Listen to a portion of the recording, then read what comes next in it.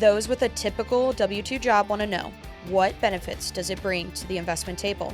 Maybe nothing? Keep listening to find out. So what does W-2 income really get you in the investment world? So, I mean, okay, yes, there's the obvious thing of you can go out and you can get a conventional loan, and it's going to use your DTI. Is it going to be the cheapest money? Yeah, it's probably going to be the cheapest money out of anything that's out there. Yep. Is a conventional loan. So that is a benefit. That's good if you want like one or two properties. Ultimately, Fannie and Freddie, they're going to limit you to a total of 10 conventional loans at any one time, and that includes your primary residence. Yep. So the method by which they're going to underwrite that is based on your debt to income ratio.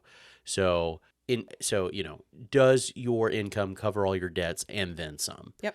They're going to want you to be under 50% all day long. So yeah. $10,000 in monthly income, they're not going to want you to exceed $5,000 in monthly debts. Yeah, that's max. Minimum credit card payments, minimum payments on mortgages, minimum payments on HELOCs, student car loans, payments. That's a big bite right now. So yeah, even if you're in forbearance or something, doesn't matter. They're still going to take 1 to 2% of that total student loan amount, and then they're going to use that as the monthly payment.